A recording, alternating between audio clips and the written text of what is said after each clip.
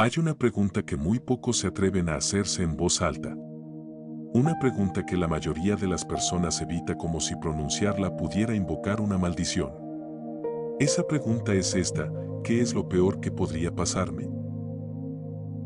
No en un sentido de angustia, no como un acto de masoquismo mental, sino como una herramienta, como una práctica deliberada, seria y profundamente liberadora que los filósofos estoicos desarrollaron hace más de 2000 años y que hoy, en pleno siglo XXI, sigue siendo una de las técnicas más poderosas que cualquier ser humano puede incorporar a su vida diaria. Se llama Premeditatio Malorum. Y si nunca has escuchado ese nombre, o si lo has escuchado pero nunca te has detenido a comprenderlo de verdad, este es el momento. Porque lo que estás a punto de descubrir no es una simple técnica de autoayuda. Es una forma completamente distinta de relacionarte con el miedo, con la incertidumbre, con la pérdida y con el tiempo. Durante los próximos minutos vamos a hacer un viaje. Un viaje hacia adentro, hacia los rincones que normalmente evitamos. Vamos a explorar por qué los estoicos no solo aceptaban pensar en lo peor, sino que lo consideraban una obligación moral y filosófica. Vamos a conocer a los hombres que practicaron esta técnica y que gracias a ella gobernaron imperios, enfrentaron la muerte con serenidad y vivieron con una profundidad que pocos seres humanos han alcanzado. Y al final de este recorrido, vas a entender algo que podría cambiar la manera en que te levantas cada mañana. Porque la verdad estoica es esta: no es el que evita pensar en lo peor el que vive mejor.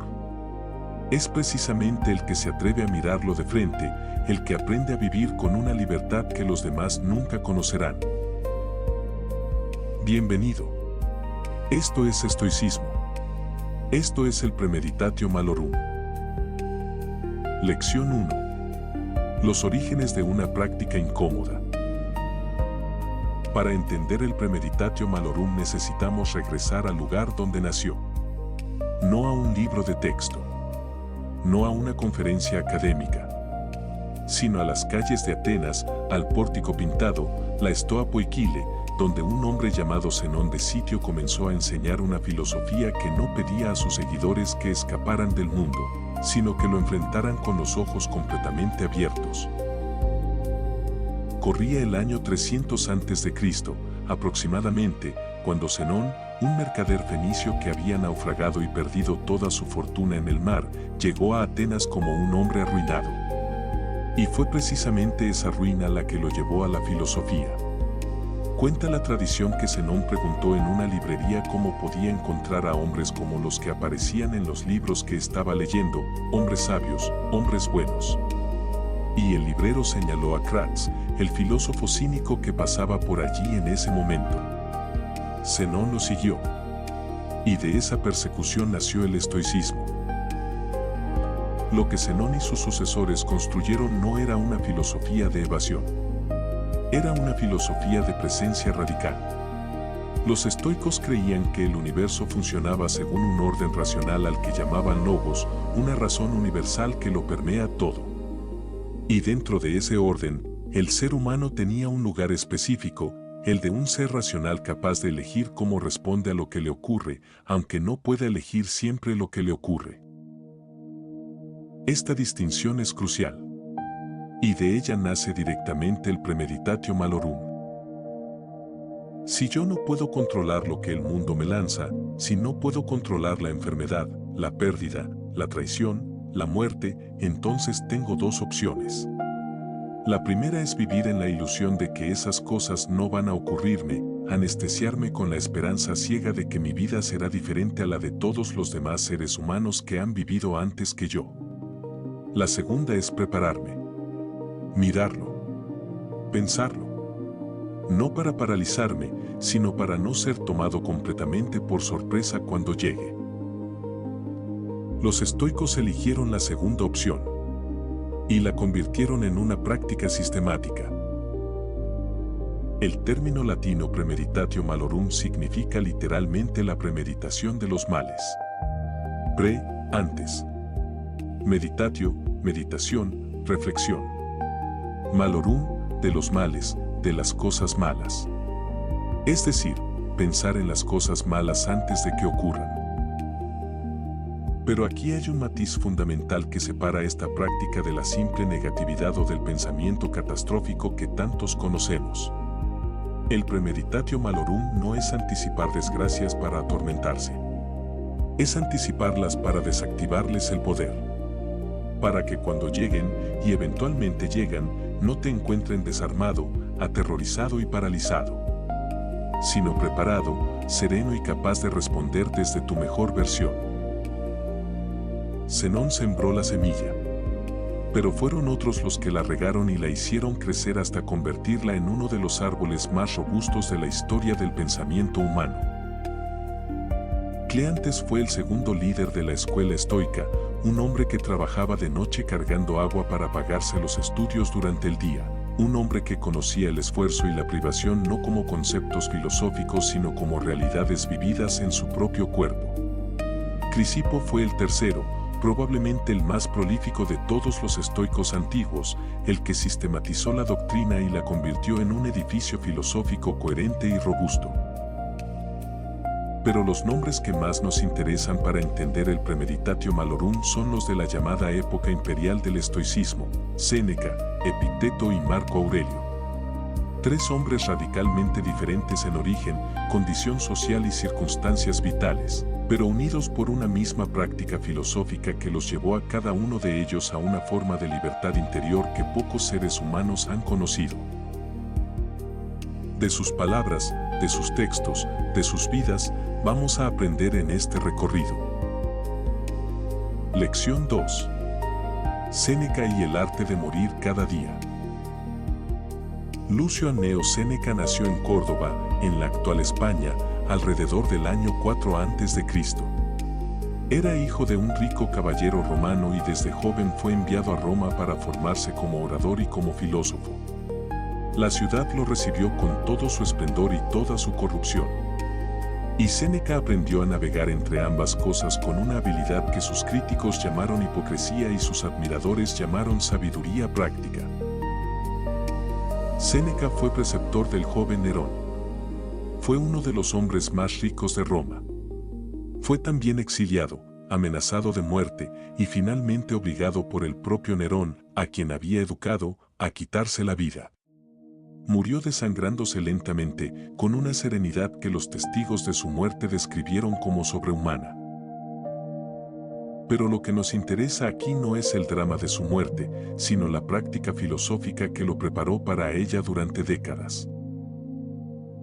Séneca practicaba el premeditatio malorum de una manera que él mismo describió en sus cartas a Lucilio, una de las obras más extraordinarias de toda la literatura filosófica occidental. En una de esas cartas, Séneca le escribe a su amigo Lucilio algo que, sacado de contexto, podría parecer perturbador, pero que en su contexto real es profundamente liberador. Le dice: omnia aliena sunt, tempus tantum nostrum est. Todo es ajeno, solo el tiempo es nuestro. Y en otra carta va más lejos. Le dice que cada día debería ser vivido como si pudiera ser el último. No como una invitación al hedonismo desesperado, al carpe diem superficial de quien sabe que mañana muere y hoy se entrega al placer, sino como una invitación a la plenitud consciente, a no posponer lo importante, a no dar por sentado a las personas que amamos, a no tratar la vida como un recurso inagotable del que podemos disponer sin límite. Séneca tenía una práctica concreta que describió en varias de sus cartas y en su obra de Providentia. Antes de dormirse, se preguntaba: ¿qué podría perder mañana? No para angustiarse, sino para contemplar esa posibilidad con serenidad y extraer de ella una enseñanza. Si perdiera mi salud, ¿qué le quedaría a mi alma? Si perdiera mi fortuna, ¿quién sería yo sin ella? Si perdiera a las personas que amo, ¿cómo respondería mi carácter? Estas no eran preguntas retóricas. Eran ejercicios reales de fortalecimiento interior. Séneca imaginaba la pérdida para no depender emocionalmente de lo que podía perderse. Para amar sin aferrarse. para construir sin adorar lo construido. Hay una carta particularmente poderosa en la que Séneca describe lo que él llamaba la pobreza voluntaria. Una vez al mes, o con cierta regularidad, se imponía a sí mismo condiciones de vida austeras. Comía lo mínimo, dormía en condiciones sencillas, usaba ropa sin pretensiones. Y lo hacía no porque despreciara la comodidad, sino para preguntarse, ¿es esto tan terrible como me lo imaginaba? ¿Podría vivir así si fuera necesario? Y casi invariablemente la respuesta era no. No era tan terrible. El cuerpo podía sobrevivir con mucho menos de lo que la mente temerosa imaginaba.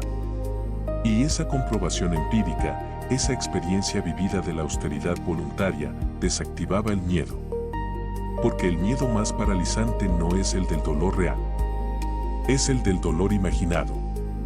El miedo a algo que todavía no ha ocurrido y que la mente, dejada a su libre albedrío, tiende a pintar con colores mucho más oscuros de lo que la realidad suele presentar. Séneca llamó a esta práctica premeditatio, la premeditación, y la consideraba tan esencial para la vida filosófica como el estudio de los textos o la práctica de la virtud. Porque de nada sirve saber qué es el bien si no has entrenado tu mente para no ser esclavo del miedo al mal. Lección 3. Epicteto y la libertad en el corazón de la esclavitud. Si Séneca nos enseña el premeditatio malorum desde la riqueza y el poder, Epicteto nos lo enseña desde un lugar radicalmente diferente. Desde la ausencia total de poder externo. Desde la condición más extrema de vulnerabilidad que un ser humano puede experimentar en el mundo antiguo, la esclavitud.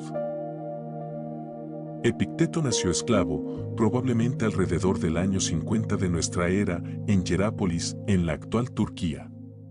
Su nombre mismo no era un nombre, era una condición. Epicteto significa en griego el adquirido, el que ha sido comprado. No tenía nombre propio. Era una propiedad.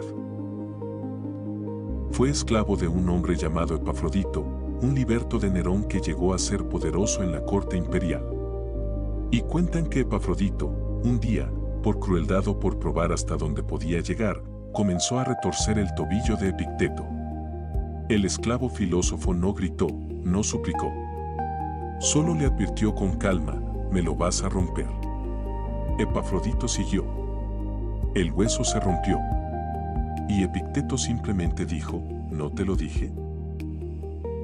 Esa historia, real o legendaria, resume perfectamente la filosofía de Epicteto. Porque lo que esa historia muestra no es insensibilidad.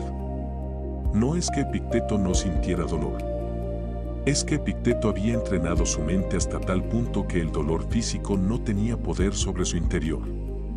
Había separado con una claridad casi quirúrgica lo que dependía de él, sus juicios, sus deseos, sus respuestas, de lo que no dependía de él, su cuerpo, su condición social, las acciones de los demás.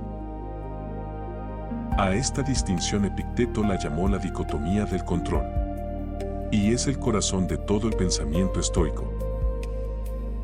En su obra El Enquiridión, que significa manual en griego, el libro que compiló su discípulo Arriano a partir de las enseñanzas orales de Epicteto, la primera línea dice esto: hay cosas que dependen de nosotros y cosas que no dependen de nosotros. Las que dependen de nosotros son nuestras opiniones, nuestros impulsos, nuestros deseos, nuestras aversiones. Las que no dependen de nosotros son el cuerpo, la reputación, el mando, en una palabra, todo lo que no es obra nuestra.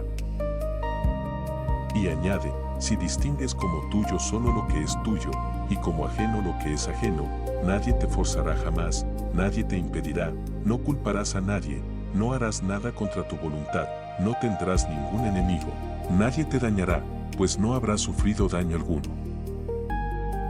Esta distinción es el fundamento sobre el que se construye el premeditatio malorum en la versión de Epicteto. Porque si entiendo con claridad que mi cuerpo puede enfermar, que mis bienes pueden perderse, que las personas que amo pueden morir, que mi reputación puede destruirse, que mi libertad puede ser arrebatada, y aún así mi esencia, mi carácter, mi capacidad de elegir cómo respondo, sigue siendo mía, entonces no hay pérdida que pueda destruirme verdaderamente. Epicteto practicaba el premeditatio malorum de una manera que podemos llamar estructural. No era solo pensar en desgracias posibles. Era constantemente preguntarse, ¿qué parte de esto que estoy valorando no depende de mí? Y una vez identificada esa parte, practicar el desapego. No la indiferencia, el desapego, que es muy diferente. La indiferencia dice, esto no me importa.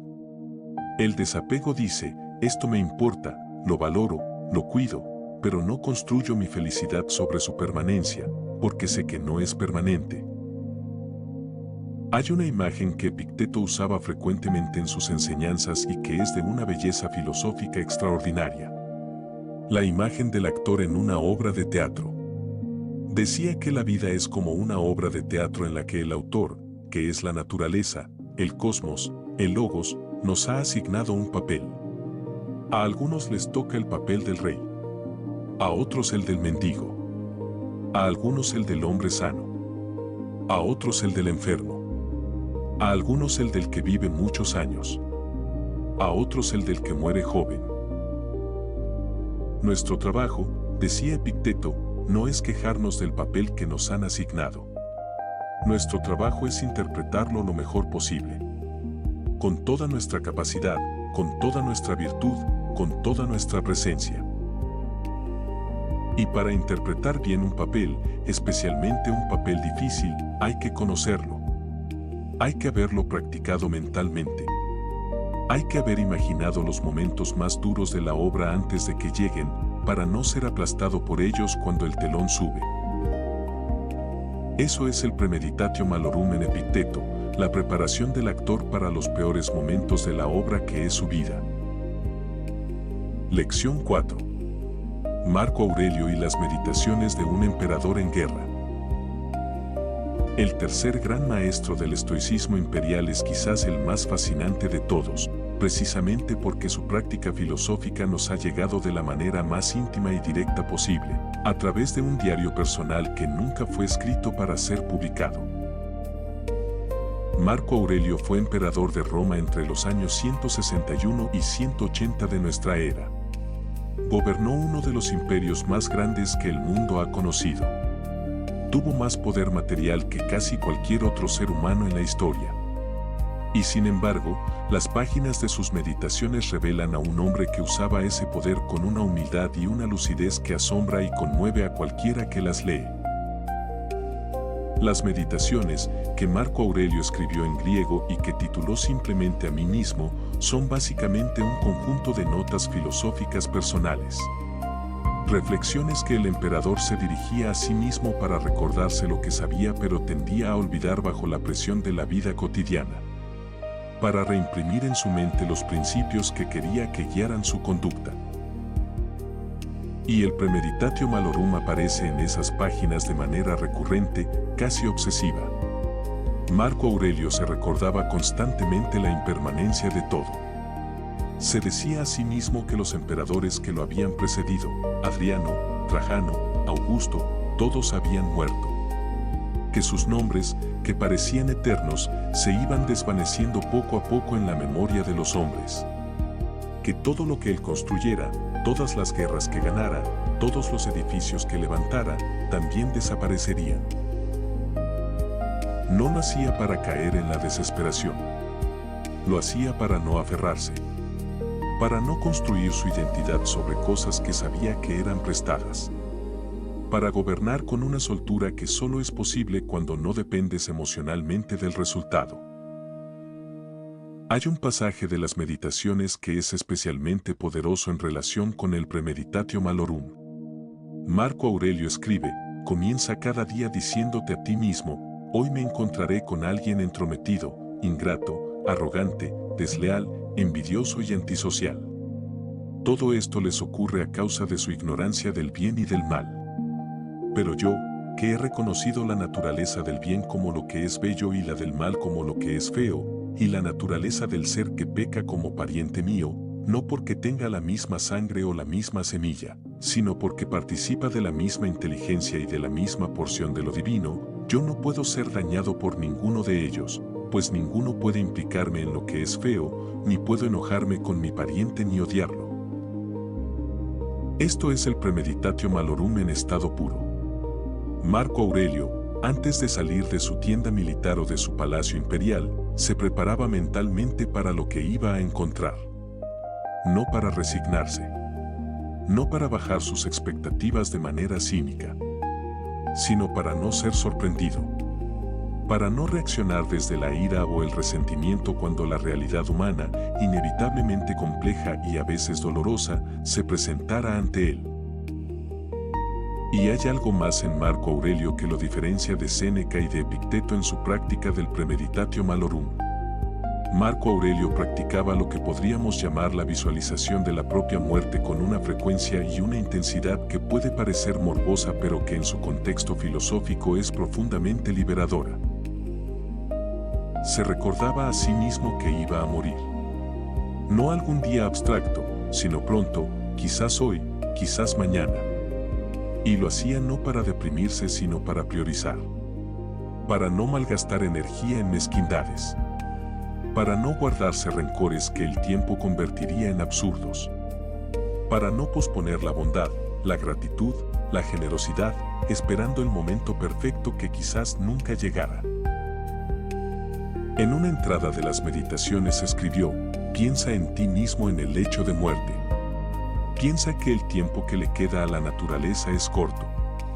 Utilízalo para avanzar en tu propio bien, mientras todavía puedas. Esta práctica de contemplar la propia muerte, que los estoicos llamaban también memento mori, recuerda que has de morir, está íntimamente ligada al premeditatio malorum y forma con él un sistema filosófico coherente y poderoso que veremos con más detalle en las próximas lecciones. Lección 5. La psicología del miedo y por qué evitarlo nos destruye. Para entender por qué el premeditatio malorum funciona, necesitamos hacer una pequeña incursión en la psicología del miedo. Porque resulta fascinante que la sabiduría estoica, desarrollada hace más de 2000 años sin ninguno de los instrumentos de la ciencia moderna, coincide de manera sorprendente con lo que la psicología contemporánea nos dice sobre cómo el cerebro humano procesa la amenaza y el peligro.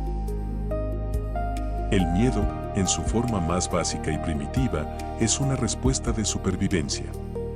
El cerebro detecta una amenaza, activa el sistema de alarma y el cuerpo se prepara para luchar o para huir.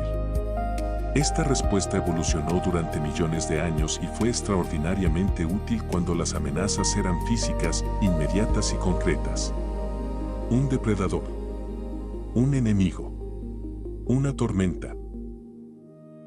El problema es que ese mismo sistema, diseñado para responder a amenazas físicas y presentes, se activa con la misma intensidad ante amenazas simbólicas, futuras y abstractas.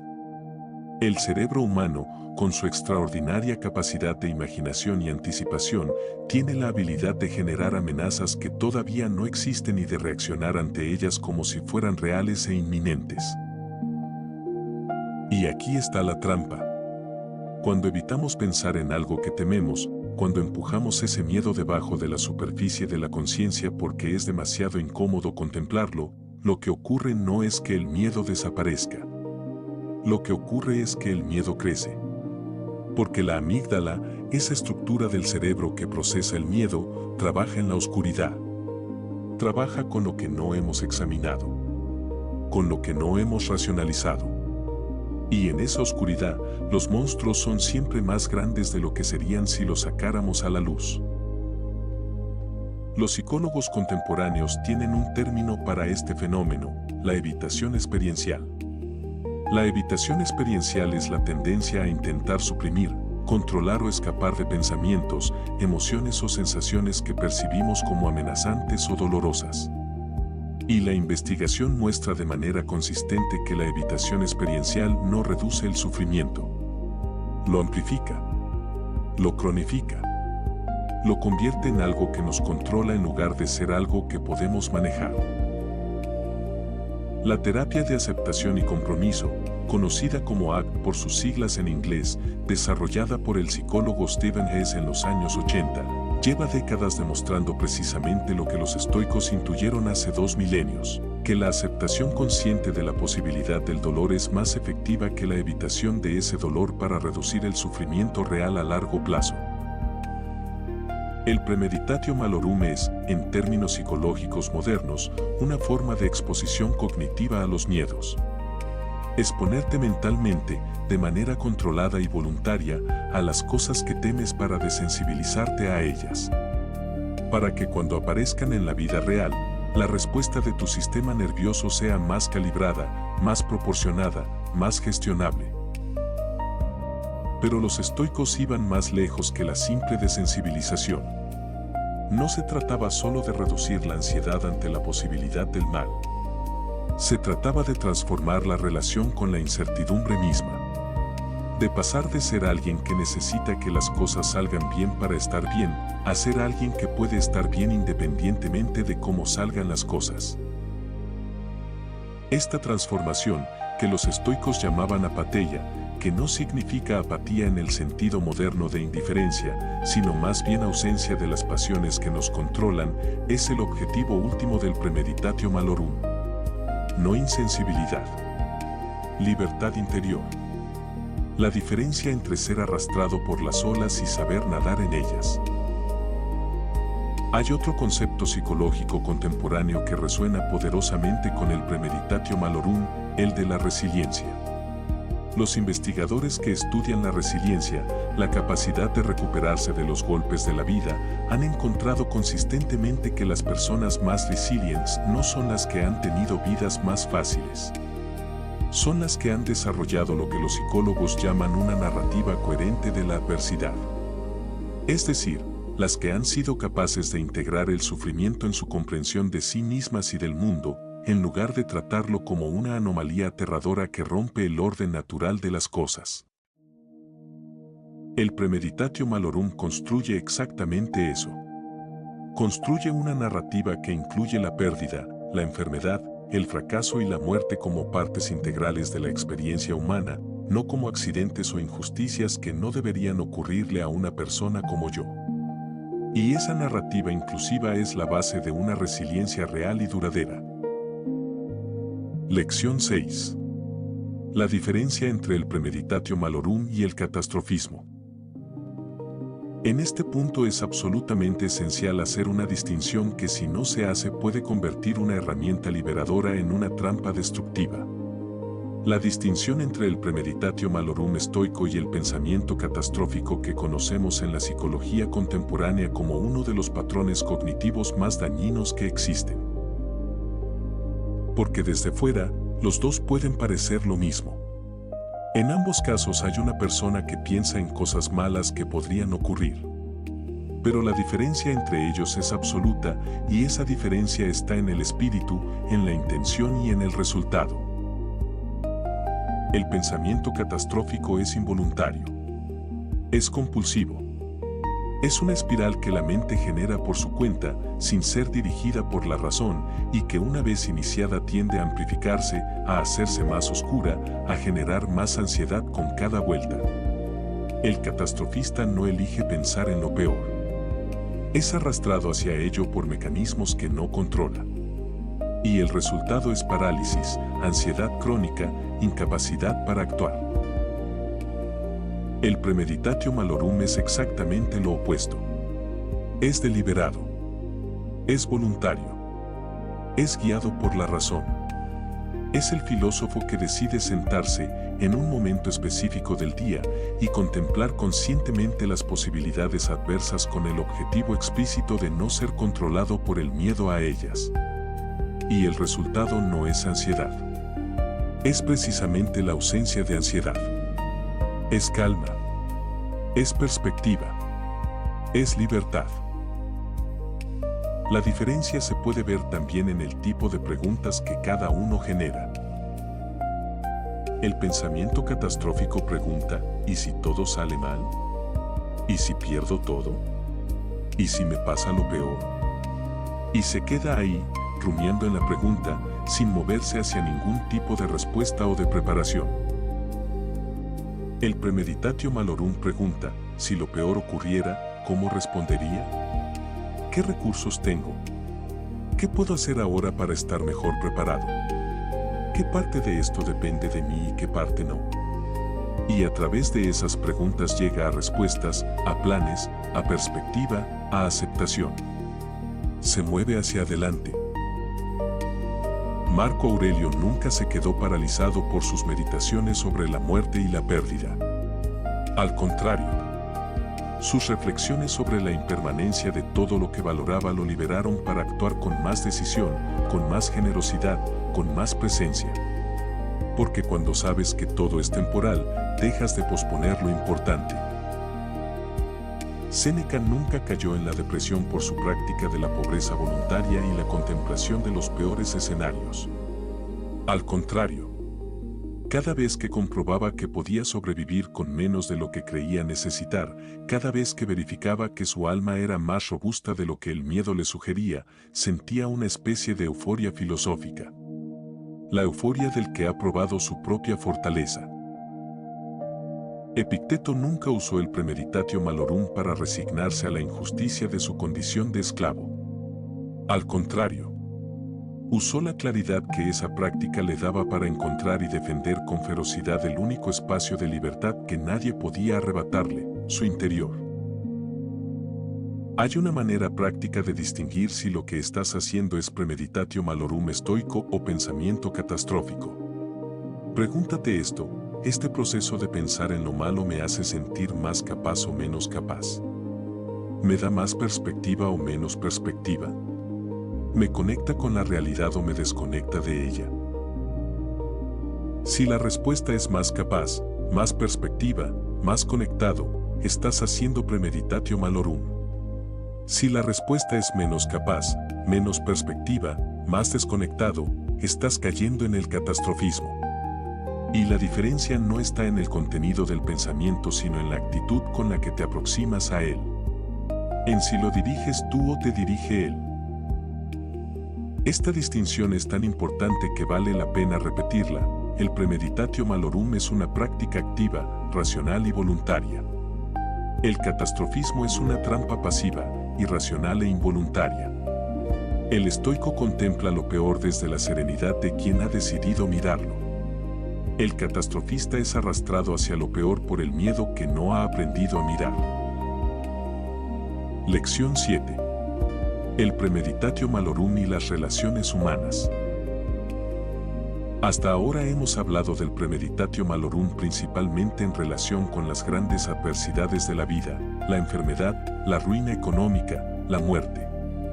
Pero esta práctica tiene también una dimensión más cotidiana, más inmediata, que tiene que ver con cómo nos relacionamos con las personas que amamos y con cómo experimentamos las pérdidas en el terreno de las relaciones humanas. Séneca tiene una de las reflexiones más poderosas y más difíciles de toda la literatura estoica en este terreno. En una de sus cartas a Lucilio escribe: cuando abrazas a tu hijo, a tu esposa, a tu amigo, di mentalmente para ti mismo: estoy abrazando a un mortal. La primera reacción ante esas palabras suele ser de rechazo. ¿Qué tipo de frialdad es esa? ¿Qué clase de amor es el que necesita recordarse que el ser amado va a morir? Pero si nos detenemos y escuchamos con más atención, si entendemos el espíritu con el que Séneca dice eso, la reacción cambia completamente.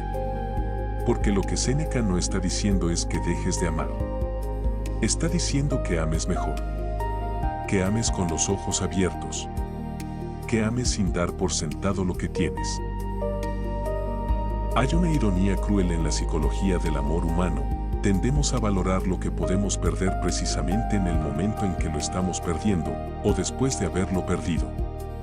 Mientras lo tenemos, la mente se acostumbra a ello, lo normaliza, lo da por sentado.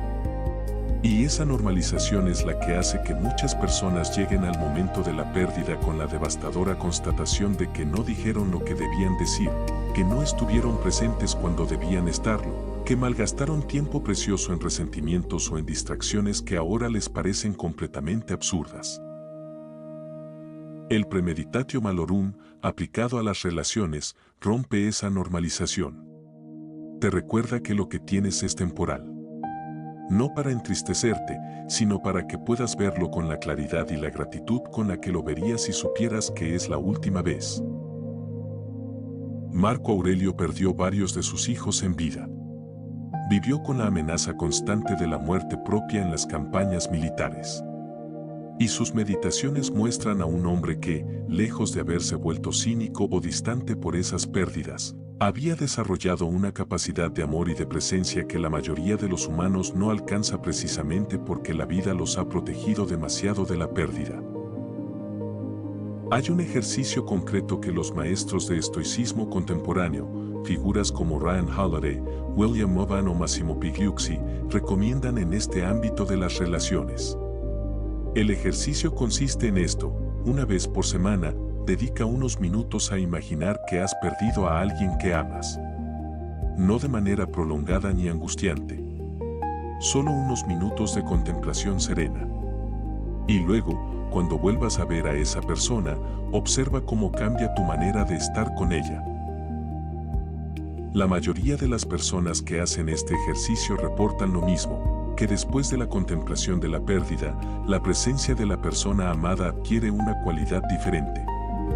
Más rica, más real, más agradecida. Las pequeñas irritaciones que normalmente enturbian las relaciones pierden peso.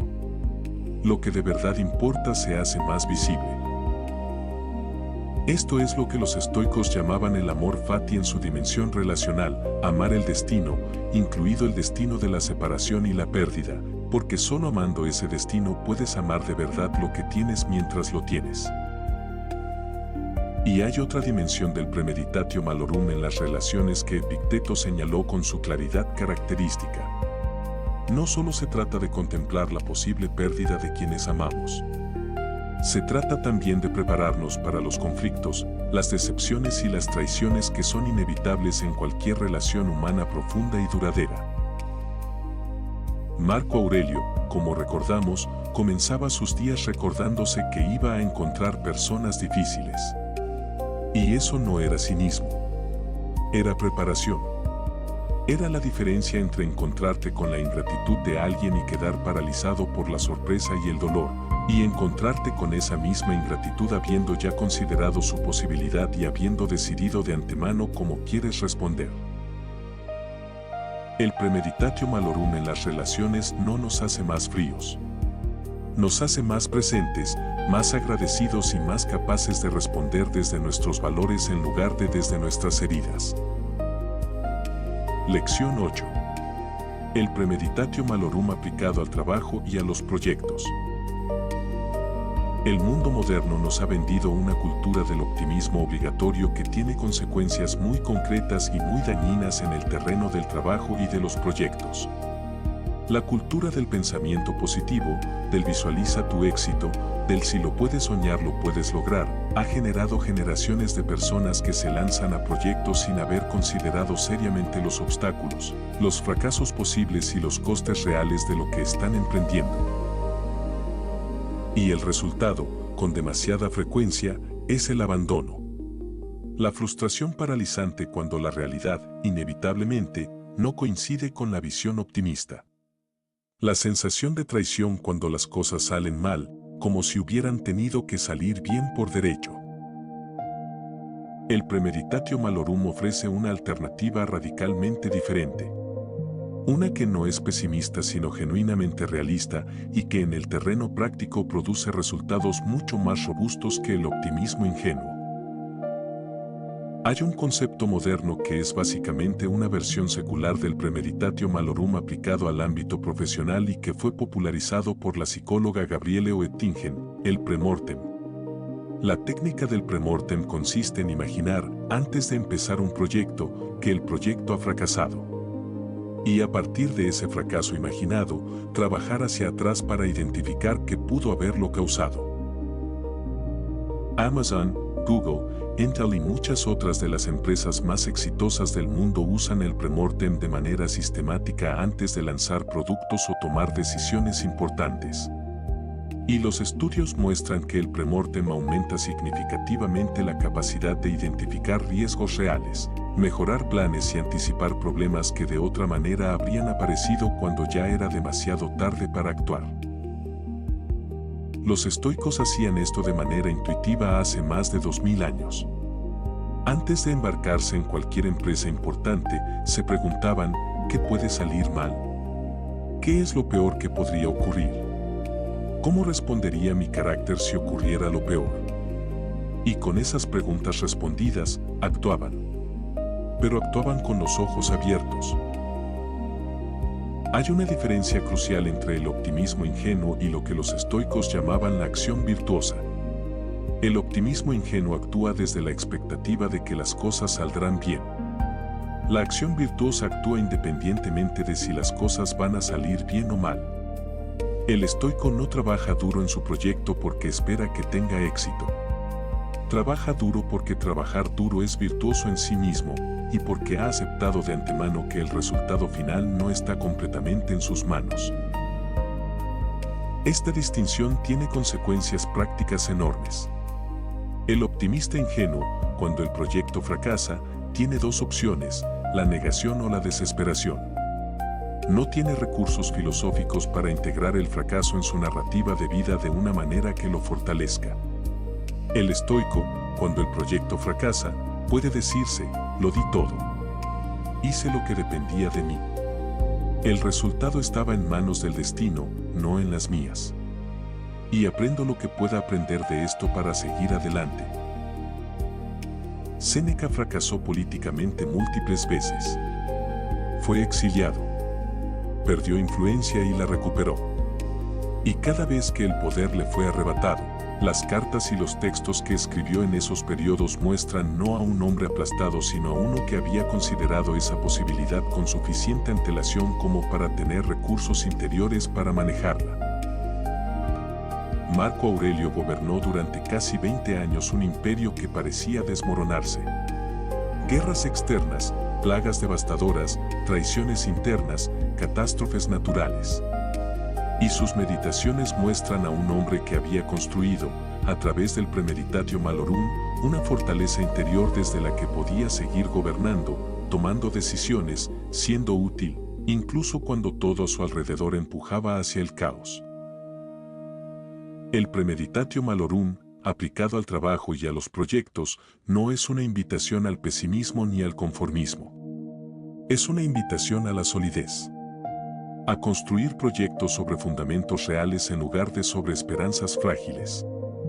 A ser el tipo de persona que puede seguir funcionando cuando los vientos cambian, porque nunca creyó que los vientos iban a soplar siempre a su favor. Lección 9. La práctica concreta, cómo hacer el Premeditatio Malorum. Hemos hablado de qué es el Premeditatio Malorum y por qué funciona. Ahora vamos a hablar de cómo hacerlo. De la práctica concreta, cotidiana y accesible que cualquier persona puede incorporar a su vida sin ser filósofo profesional ni vivir en la Roma antigua. Porque esta es una de las grandezas del estoicismo, es una filosofía práctica. Sus fundadores no estaban interesados principalmente en debates abstractos sobre la naturaleza de la realidad. Estaban interesados en cómo vivir mejor. En cómo ser más libres, más justos, más útiles, más serenos en el día a día. La primera práctica concreta del Premeditatio Malorum es la reflexión matutina. Marco Aurelio, como hemos visto, comenzaba su día con un ejercicio deliberado de anticipación de las dificultades que iba a encontrar. Puedes hacer lo mismo. Cada mañana, antes de que el día se llene de ruido y de urgencias, dedica entre 5 y 10 minutos a sentarte en silencio y preguntarte qué podría salir mal hoy. ¿Qué dificultades podría encontrar? ¿Cómo respondería mi mejor yo ante esas dificultades? No se trata de generar una lista exhaustiva de catástrofes posibles. Se trata de identificar 2 o 3 cosas concretas que podrían complicar tu día, tu semana o tu proyecto actual y de pensar brevemente en cómo responderías desde tus valores si ocurrieran. Esta práctica tiene un efecto inmediato y verificable, cuando las dificultades aparecen, y siempre aparecen en alguna forma, no te encuentran completamente desprevenido. Hay algo en tu mente que ya las había contemplado, aunque sea de manera aproximada. Y eso reduce la intensidad de la respuesta emocional reactiva y aumenta tu capacidad de responder desde la razón. La segunda práctica es la reflexión nocturna sobre la impermanencia. Séneca practicaba una versión de esto. Cada noche, antes de dormirse, se tomaba unos minutos para revisar el día que había pasado. Pero no solo desde la perspectiva de que hice bien o mal. También desde la perspectiva de que tuve hoy que podría no tener mañana. ¿Qué personas, qué circunstancias, qué capacidades, qué oportunidades? Esta contemplación nocturna de la impermanencia no es una práctica melancólica. Es una práctica de gratitud. Porque cuando te das cuenta de verdad de que lo que tienes es temporal, automáticamente te vuelves más capaz de verlo, de sentirlo y de valorarlo. La tercera práctica es la austeridad voluntaria periódica que Séneca describió en sus cartas. Una vez por semana o una vez por mes, imponte voluntariamente condiciones de vida más simples de las que tienes habitualmente. Come de manera sencilla. Prescinde de algún placer o comodidad que normalmente das por sentado. Y mientras lo haces, pregúntate, ¿podría vivir así si fuera necesario? ¿Soy capaz de funcionar bien, de ser buena persona, de ser útil, con menos de lo que normalmente tengo? Casi invariablemente la respuesta es sí. Y esa respuesta es enormemente liberadora. Porque desactiva uno de los miedos más comunes y más paralizantes de la vida moderna, el miedo a perder el nivel de vida, las comodidades, los privilegios que hemos llegado a considerar como necesarios para ser felices. La cuarta práctica, la más exigente y la más transformadora, es la contemplación de la propia mortalidad. No de manera morbosa ni angustiante, sino de la manera que Marco Aurelio la practicaba, como un recordatorio que cambia prioridades. Dedica unos minutos a la semana a contemplar tu propia muerte con serenidad. No el cómo ni el cuándo, sino el hecho en sí. Eres mortal. Tu tiempo es finito. ¿Qué cambia en cómo quieres vivir cuando lo recuerdas de verdad? Y la quinta práctica es el diario filosófico. Marco Aurelio nos dejó sus meditaciones como testimonio de esta práctica. Escribir. No necesariamente con la calidad literaria o la profundidad filosófica de Marco Aurelio, sino simplemente escribir en papel o en pantalla las reflexiones que emergen de tus prácticas de premeditatio malorum. Escribir tiene un efecto que la reflexión puramente mental no tiene, externaliza el pensamiento. Lo hace más concreto, más manejable. Los miedos que se quedan flotando en la mente tienden a crecer en la oscuridad. Los que se ponen en papel se vuelven más pequeños, más definidos, más susceptibles de ser examinados con razón. Escribe sobre lo que temes. Escribe sobre lo que podrías perder. Escribe sobre cómo responderías si lo peor ocurriera. Y al escribirlo, observa qué ocurre con el miedo. Casi siempre ocurre lo mismo que describían los estoicos, se reduce. Se vuelve manejable. Se transforma de monstruo en obstáculo. Y los obstáculos, a diferencia de los monstruos, pueden ser enfrentados. Lección 10. El premeditatio malorum y el amor fati, dos caras de la misma moneda. Hasta aquí hemos explorado el premeditatio malorum principalmente como una herramienta de preparación y de reducción del miedo. Pero hay una dimensión más profunda de esta práctica que nos lleva al corazón mismo de la filosofía estoica y que está capturada en un concepto que Nietzsche recuperó del estoicismo aunque sin citarlo explícitamente, el amor fati, el amor al destino. El amor fati es la actitud del que no solo acepta lo que le ocurre, sino que lo ama.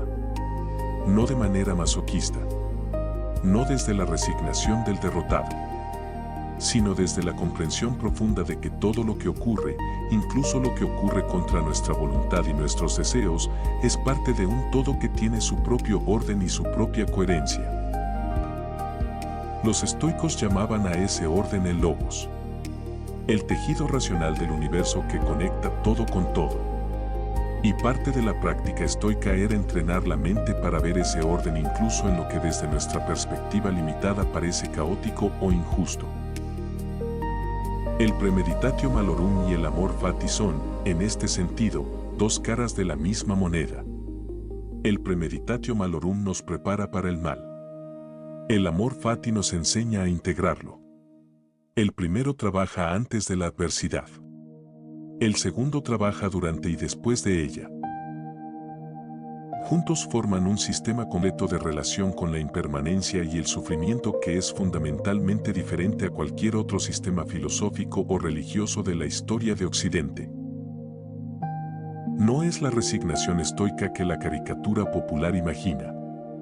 No es el estoico como el que aprieta los dientes y aguanta sin quejarse. Es algo mucho más sofisticado y mucho más poderoso. Es el que ha entrenado su mente hasta el punto en que la adversidad no solo no lo destruye, sino que en cierta manera lo fortifica, lo clarifica, lo hace más él mismo. Marco Aurelio escribió, el obstáculo en el camino se convierte en el camino. Nada nos impide avanzar, porque todo puede ser usado para avanzar. Esta frase, que Ryan Holiday ha popularizado en su libro El obstáculo es el camino, es quizás la expresión más concisa del amor fati en toda la literatura estoica. Y solo es posible desde la práctica del premeditatio malorum. Solo puedes amar el obstáculo cuando ya has contemplado su posibilidad con suficiente profundidad como para haber encontrado en él no solo amenazas sino también potencial de crecimiento. Epicteto, que vivió la adversidad más extrema que un ser humano puede vivir en el mundo antiguo, llegó a decir algo que podría parecer paradójico pero que desde la perspectiva del amor fati tiene una coherencia perfecta. Nunca digas de ninguna cosa que la he perdido, di que la he devuelto. No has perdido a tu hijo. Lo has devuelto. No has perdido tu propiedad. La has devuelto. No has perdido tu esposa. La has devuelto. Estas palabras no pretenden anular el dolor. Pretenden transformar la narrativa en la que ese dolor existe. Pasar de la narrativa de la víctima a quien le han arrebatado algo, a la narrativa del peregrino que recibe dones temporales con gratitud y los devuelve cuando es el momento. Este cambio de narrativa no ocurre automáticamente. Ocurre como resultado de una práctica sostenida del premeditatio malorum. Cuando has contemplado la posibilidad de la pérdida con suficiente regularidad y suficiente profundidad, cuando has preguntado y respondido honestamente la pregunta de cómo responderías si lo perdieras, entonces cuando la pérdida ocurre de verdad, tienes recursos. Tienes una narrativa alternativa a la del sufrimiento sin sentido. Tienes la posibilidad del amor fati. No siempre se logra. Los estoicos no pretendían que fuera fácil ni que siempre se alcanzara el ideal filosófico. Marco Aurelio escribía sus meditaciones precisamente porque necesitaba recordarse constantemente los principios que tendía a olvidar bajo la presión de la vida. La práctica filosófica no es una vacuna que se pone una vez y produce inmunidad permanente. Es más bien un entrenamiento continuo que requiere constancia y humildad. Pero incluso cuando no se alcanza el ideal, incluso cuando la pérdida duele y el miedo aparece y la ira surge, el estoico que ha practicado el premeditatio malorum tiene algo que el que no lo ha practicado no tiene: conciencia. Sabe lo que está ocurriendo en su interior. Puede nombrarlo. Puede observarlo sin ser completamente arrastrado por ello. Y esa conciencia, aunque no garantice la serenidad perfecta, es el primer paso hacia ella. Lección 11. Los malentendidos más comunes sobre el estoicismo y el premeditatio malorum. Antes de llegar a la conclusión de este recorrido, es necesario detenerse un momento en los malentendidos más comunes que rodean tanto al estoicismo en general como al premeditatio malorum en particular. Porque estos malentendidos no solo impiden que muchas personas se acerquen a estas enseñanzas, sino que cuando las personas sí se acercan a ellas sin haberlos aclarado, las aplican de maneras que desvirtúan completamente su sentido. El primer malentendido es que el estoicismo consiste en no sentir nada. Que el estoico ideal es una especie de robot emocional que ha eliminado de sí mismo todo rastro de sentimiento. Esta caricatura, que persiste en el uso popular de la palabra estoico como sinónimo de frío o insensible, no podría estar más lejos de lo que los estoicos realmente enseñaban. Los estoicos distinguían entre las pasiones, que son las emociones que nos controlan porque emergen de juicios erróneos sobre la realidad, y los buenos estados de ánimo, que son las emociones que emergen de una comprensión correcta de la realidad y que están alineadas con la razón. Las pasiones que querían superar no eran el amor, la alegría o la compasión. Eran la ira descontrolada, el miedo irracional, el deseo desordenado y la envidia. El objetivo no era la indiferencia sino la libertad interior, la capacidad de sentir sin ser controlado por lo que se siente. El segundo malentendido es que el premeditatio malorum es una práctica pesimista que lleva a una visión sombría de la vida. Ya hemos abordado esto en parte al distinguirlo del catastrofismo, pero merece ser subrayado de nuevo. El objetivo del premeditatio malorum no es ver el mundo como un lugar terrible. Es ver el mundo como lo que realmente es, un lugar en el que ocurren tanto cosas buenas como cosas malas, tanto alegrías como pérdidas, tanto éxitos como fracasos. El estoico que practica el premeditatio malorum no es más pesimista que el que no lo practica. Es más realista. Y esa diferencia entre el pesimismo y el realismo es enorme. El tercer malentendido es que el estoicismo es una filosofía pasiva, resignada, que acepta la injusticia y el sufrimiento sin hacer nada para cambiarlos. Este malentendido quizás es el más dañino de todos, porque ha llevado a algunos a rechazar el estoicismo como una filosofía de la resignación que sirve para mantener a las personas en su lugar. Pero los estoicos no eran pasivos. Marco Aurelio gobernó activamente y con extraordinaria energía durante casi 20 años. Séneca escribió sin descanso, influyó en la política de su tiempo y murió por negarse a traicionar sus principios. Epicteto enseñó y desafió con sus ideas a los poderosos de su época. La diferencia entre la acción estoica y la acción ordinaria no está en la intensidad sino en la motivación. El estoico actúa porque actuar virtuosamente es lo correcto, no porque espera un resultado específico. Y cuando el resultado no es el que esperaba, no se desmorona, porque nunca construyó su estabilidad sobre ese resultado. El cuarto malentendido, más específico del premeditatio malorum, es que esta práctica es incompatible con la esperanza. Que si contemplas lo peor, renuncias a esperar lo mejor. Los estoicos tenían una relación muy particular con la esperanza. No la rechazaban, pero la diferenciaban de la expectativa. La esperanza, tal como la entendemos coloquialmente, es la expectativa de que algo bueno ocurra. Y la expectativa, cuando no se cumple, genera sufrimiento proporcional a su intensidad. La actitud estoica no era la esperanza en ese sentido. Era algo más parecido a lo que podríamos llamar ecuanimidad, ni la esperanza ansiosa de que las cosas salgan bien, ni el miedo angustiante de que salgan mal. Sino la serenidad del que ha hecho lo que podía hacer, ha contemplado los posibles resultados con honestidad, y ahora deja al destino hacer su parte sin perder la calma en ninguno de los dos casos. Esta actitud no es la destrucción de la esperanza. Es su madurez.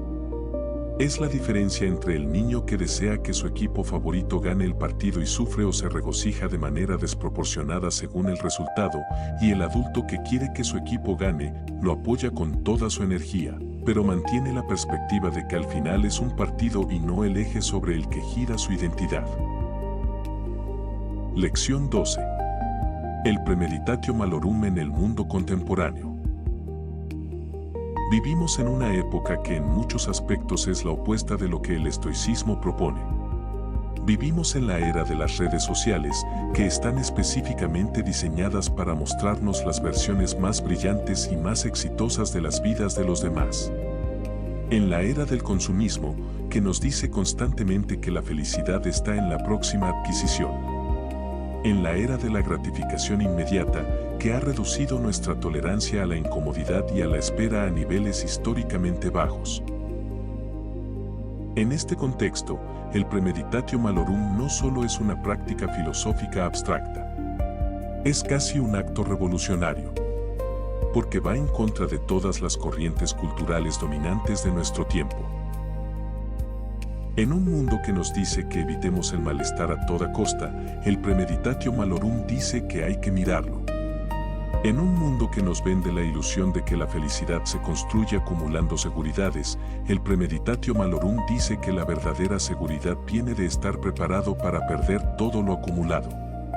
En un mundo que nos ofrece entretenimiento continuo para que no tengamos que sentarnos a pensar en las cosas que nos incomodan, el premeditatio malorum dice que sentarse a pensar en esas cosas es exactamente lo que necesitamos. Y lo extraordinario es que las investigaciones contemporáneas en psicología, neurociencia y economía del comportamiento confirman cada vez con mayor precisión lo que los estoicos intuían hace 2 milenios. Que el bienestar humano duradero no viene de la acumulación de placer y de la evitación del dolor. Viene del desarrollo de la resiliencia, de la capacidad de atravesar la adversidad sin ser destruido por ella, de la construcción de un sentido de identidad que no dependa de las circunstancias externas. El premeditatio malorum es quizás la herramienta más directa y más efectiva que tenemos para desarrollar exactamente esas capacidades. Y su accesibilidad es una de sus mayores virtudes, no requiere años de formación filosófica. No requiere un maestro especializado. No requiere recursos económicos de ningún tipo. Requiere solo voluntad, honestidad y la disposición a hacerse preguntas incómodas. En el mundo del trabajo moderno, el premeditatio malorum se traduce en una capacidad de navegar la incertidumbre sin paralizarse. En la era de la automatización, de los cambios tecnológicos acelerados, de la inestabilidad laboral que afecta a sectores que parecían invulnerables, la persona que ha practicado el premeditatio malorum tiene una ventaja enorme sobre la que ha vivido en la ilusión de la seguridad permanente. No porque tenga más información sobre el futuro, sino porque ha pensado en los posibles futuros adversos y ha desarrollado la flexibilidad mental para responder a ellos. En el terreno de la salud, el premeditatio malorum tiene una relevancia que la mayoría de las personas solo descubre cuando es demasiado tarde. La enfermedad, el envejecimiento y la muerte son 3 realidades que la cultura occidental contemporánea ha medicalizado y tecnologizado hasta el punto de que muchas personas las experimentan como anomalías, como fallos del sistema, en lugar de como partes inevitables de la experiencia humana. El estoico que ha practicado el premeditatio malorum en relación con su propia salud no es inmune a la enfermedad. Pero cuando la enfermedad llega, no la experimenta como una injusticia cósmica que destruye el sentido de su vida. La experimenta como uno de los posibles capítulos de su historia que ya había contemplado, aunque sin saber cuándo llegaría. Y esa diferencia de experiencia tiene consecuencias muy concretas en la calidad de vida, en la capacidad de mantener relaciones, en la posibilidad de encontrar significado incluso en las circunstancias más difíciles. Viktor Frankl, el psiquiatra austríaco que sobrevivió los campos de concentración nazis y desarrolló la logoterapia, una forma de psicoterapia basada en la búsqueda de sentido, escribió algo que cualquier estoico habría suscrito sin dudarlo. Al hombre se le puede arrebatar todo excepto la última de las libertades humanas, la libertad de elegir la actitud que va a tomar ante cualquier conjunto dado de circunstancias. Esta libertad última, la libertad de la respuesta interior, es exactamente lo que el premeditatio malorum entrena. No te entrena para no sufrir. Te entrena para no ser destruido por el sufrimiento. Para mantener, incluso en las condiciones más adversas, esa chispa de libertad interior que los estoicos consideraban la esencia más profunda del ser humano. Lección 13. Grandes lecciones del premeditatio malorum para una vida completa. Hemos recorrido un largo camino. Desde las calles de Atenas hasta los campos de batalla de Marco Aurelio. Desde las cartas de Séneca hasta la celdilla del esclavo Epicteto. desde la filosofía antigua hasta la psicología contemporánea. Es el momento de recoger las lecciones más importantes de ese recorrido y de ver cómo se integran en una visión coherente y practicable de la vida buena. La primera gran lección es esta: el miedo no conocido es más poderoso que el miedo conocido. La mente humana tiende a magnificar las amenazas que no ha examinado directamente. El premeditatio malorum es el acto de encender la luz en los rincones oscuros de la mente. No para que los monstruos desaparezcan, sino para verlos con claridad y descubrir que casi siempre son más pequeños de lo que parecían en la oscuridad. La segunda gran lección es que la verdadera seguridad no viene de la ausencia de adversidad, sino de la confianza en tu capacidad de enfrentarla. El mundo no puede garantizarte que las cosas van a salir bien. Pero tú puedes cultivar en ti mismo la robustez interior que te permita seguir siendo tú mismo, seguir siendo buena persona, seguir siendo capaz de amar y de actuar con integridad, independientemente de cómo salgan las cosas. La tercera gran lección es que la contemplación de la pérdida es la escuela de la gratitud más poderosa que existe. No hay ninguna práctica de mindfulness, ninguna técnica de bienestar, ninguna aplicación de meditación que genere agradecimiento de manera más directa y más duradera que la contemplación honesta de la posibilidad de perder lo que tienes. Cuando realmente contemplas la posibilidad de no tener lo que tienes se vuelve extraordinario. La cuarta gran lección es que el presente es el único lugar donde la vida ocurre realmente, y el premeditatio malorum es paradójicamente la mejor herramienta para habitarlo. Porque el que vive en la ilusión de que lo que tiene es permanente no puede estar completamente presente en ello. Está viviendo en una ficción.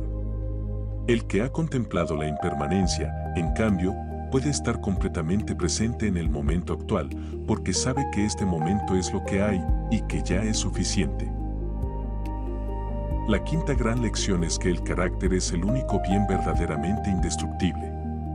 Puedes perder tu dinero, tu salud, tu reputación, tus relaciones, incluso tu vida. Pero mientras vivas, tu capacidad de elegir quién quieres ser, cómo quieres responder, qué valores quieres encarnar, eso permanece tuyo. Y el premeditatio malorum, al entrenar esa capacidad de elección ante los escenarios más adversos, es fundamentalmente la práctica de construcción del carácter más efectiva que existe. La sexta gran lección es la más contraintuitiva y quizás la más profunda de todas: pensar en lo peor no hace que lo peor sea más probable. Esta confusión, que lleva a muchas personas a evitar el premeditatio malorum por miedo supersticioso de que pensar en la mala suerte la invoque, no tiene ningún fundamento en la razón. Las cosas malas ocurren o no ocurren independientemente de si las hemos pensado. Pero si las hemos pensado, estamos en una posición mucho mejor para manejarlas cuando ocurran. Y si no ocurren, habremos ganado además la tranquilidad de no haberlas temido en la oscuridad. La conclusión plantea la paradoja central del estoicismo: para vivir mejor, es necesario contemplar lo peor. A través del premeditatio malorum, los estoicos enseñan que enfrentar mentalmente la pérdida, el dolor y la muerte no debilita, sino que fortalece. Esto permite construir una felicidad más sólida y duradera, no basada en evitar la adversidad, sino en estar preparados para ella. Figuras como Séneca, Marco Aurelio y Epicteto demostraron que esta práctica no es teórica, sino aplicable a la vida real. No se trata de angustiarse, sino de desarrollar fortaleza interior, libertad emocional y claridad ante la incertidumbre. En un mundo lleno de cambios e inseguridad, esta disciplina se vuelve esencial, transforma el miedo en preparación y la adversidad en aprendizaje. Más allá de sobrevivir, permite vivir con mayor autenticidad, sin apego ni temor. La invitación final es práctica: no basta con entender la filosofía, hay que vivirla. Aplicarse a una pequeña práctica puede generar un cambio real en la forma de enfrentar la vida. Si este mensaje resonó contigo, no lo dejes aquí. Suscríbete al canal y acompáñame en este camino de disciplina, claridad y fortaleza interior. Aquí no buscamos motivación momentánea, sino carácter duradero. Activa las notificaciones para no perder los próximos contenidos y recuerda algo importante antes de irte: el dominio de tu mente se construye día a día y cada paso consciente cuenta. Nos vemos en el próximo video.